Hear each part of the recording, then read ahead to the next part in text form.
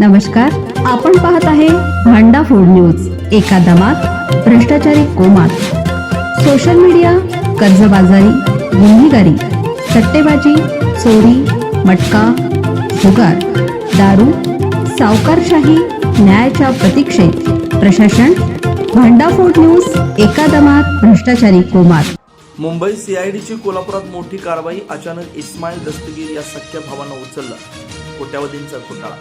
1,10,00,000ची फसवणूक केल्याप्रकरणी मुंबईमधील west cyber police station crime ब्रांचचे सहाय्यक पोलीस निरीक्षक नितीन गच्चे व पथकानं पन्हाळ्यातील दोघा सख्या भावांना ताब्यात घेतलं. इस्माईल शमशुद्दीन काजी वय 42 व त्याचा भाऊ दस्तगीर शमशुद्दीन काजी वय 52.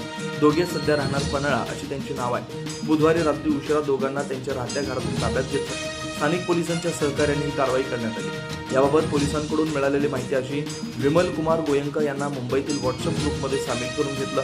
त्या माध्यमातून झालेल्या ओळखीचा फायदा घेऊन शेअर बाजारात पैसे गुंतवा, आम्हाला तिप्पट मोबदला देतो असं सांगून त्यांच्याकडून वेळोवेळी ऑनलाईन तब्बल 1,10,00,000 रुपये घेतले. त्यानंतर त्यांना संबंधित कंपनीचे बनावट ॲप तयार करून त्यावर त्यांची रक्कम तिप्पट झाल्याचं दाखवलं.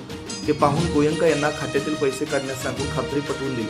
त्यानुसार गोयंका यांनी खात्यातून 3,00,000 रुपये काढून खात्री करून घेतली. पण काही दिवसानंतर गोयंका पैसे काढण्यासाठी प्रयत्न करू लागले तेव्हा पैसे निघाले नाही.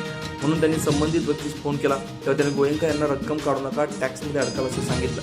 पण पुढेही असेच कारणे मिळू लागल्यानं, फोन बंद येऊ लागल्यानं गोयंका यांनी पोलिसात धाव घेत तक्रार दिली. प्राप्त तक्रारीवरून west cyber police station crime branch Mumbai यांनी ऑनलाईन फसवणुकीच्या गुन्ह्यात माहिती तंत्रज्ञान कलमांतर्गत गुन्हा नोंद करून घेतला व तपास चालू केला. या तपासादरम्यान गोयंका यांना आलेले व त्यांनी केलेल्या फोनचे नंबर तपासले. पण त्यातून काही निष्पन्न न झाल्यानं गोयंका यांनी रक्कम पाठवलेल्या बँक खात्याची माहिती घेतली.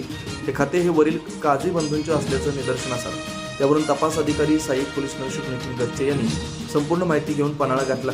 पन्हाळा पोलिसांच्या सहकार्यानं पन्हाळ्यातील इस्माईल काजी व दस्तगीर काजी भावांना चौकशीसाठी ताब्यात घेतला. प्राथमिक चौकशी करून त्यातील इस्माईल काजी याला नोटीस देऊन सोडून दिलं, तर दस्तगीर काजी याला पुढील तपासासाठी बरोबर नेलं. पन्हाळ्यातील कारवाई स्थानिक पोलिसांना विश्वासात घेऊनच झाली असून मुंबई पोलिसांच्या हद्दीत घडलेल्या ऑनलाईन फसवणुकीच्या गुन्ह्यात पन्हाळ्यातील काजी बंधूंचे बँक खाते फसवणुकीसाठी वापरलं असल्याचं निष्पन्न झाल्यानं त्यांना चौकशीसाठी ताब्यात घेतलं आहे.